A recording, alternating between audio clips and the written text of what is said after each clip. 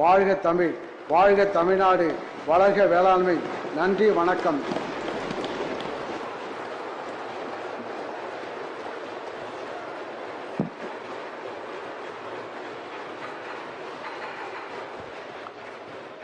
வேளாண்மையும் தாண்டி பெரிய தமிழறிஞர் ஆயிட்டீங்க.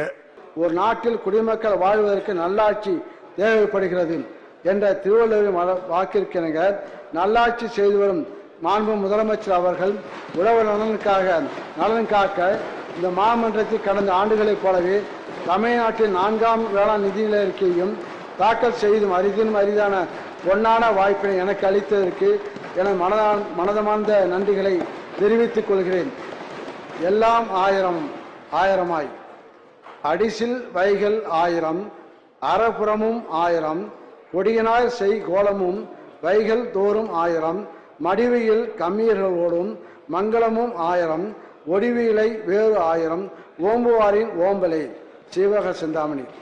வளம் நிறைந்த நாட்டில் உள்ள ஊர்களில் நாள்தோறும் கிடைக்கும் உணவு வகைகள் 1000 அறச்சாலைகள் 1000 அங்கே மகளிர் ஒப்பனை செய்து கொள்ள மணி மாடங்கள் 1000 மேலும் செய்தொழில் சிறிதும் சோம்பல் இல்லாத கம்பியர் 1000 அதனால் நிகழும் திருமணங்களும் 1000 நாட்டில் தவிர்தலன்றி காவல் செய்யும் பாதுகாவலரும் 1000 எனும் திருத்தக்க தேவர் அவர்கள் சீவக சிந்தாமணி காப்பியத்தில் கூறியுள்ளதை போலவே மக்களின் பசியையும் விவசாயிகளின் வறுமையும் அறவே அழித்து ஒழித்தல், உணவு பாதுகாப்பு அளித்தல், ஊட்டச்சத்துள்ள உணவை வழங்குதல், வாழ்வாதாரத்தை மேம்படுத்துதல், இயற்கை வளங்களை சிறப்பாக கையாளுதல், சுற்றுச்சூழலை பாதுகாத்தல், வளங்குண்டாத வளர்ச்சியை அடைதல் ஆகிய பணிகளில் மாண்பு முதலமைச்சர் அவர்களின் வழிகாட்டுதலில் சிறப்பாக நடைபெற்று வரும் மேலாண்மை உடல்நலத்துறையின் பங்களிப்பினை மேலும் மெருகூட்டி வேளாண் பெருங்குடி மக்களின் வாழ்க்கையை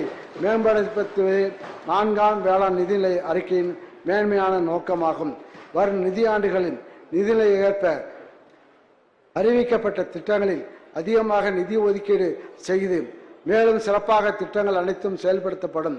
இந்த மகத்துவமான 4ஆம் தனி வேளாண் நிதிநிலை அறிக்கையானது விவசாயத்தை தொடர்புடைய அனைவரையும் இணைக்கும் பலம் பொருந்திய பாலமாக இருக்கப் போகிறது என்பதை உறுதிபட தெரிவித்துக் கொள்கிறேன்.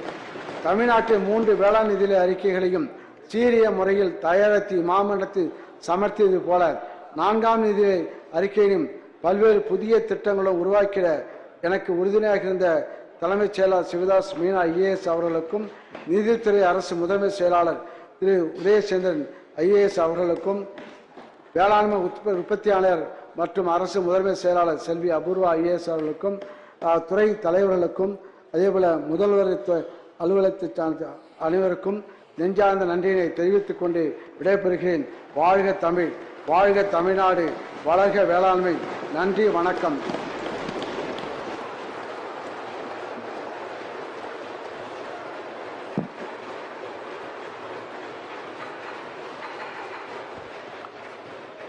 வேளாண்மையும் தாண்டி பெரிய தமிழறிஞர் ஆயிட்டீங்க.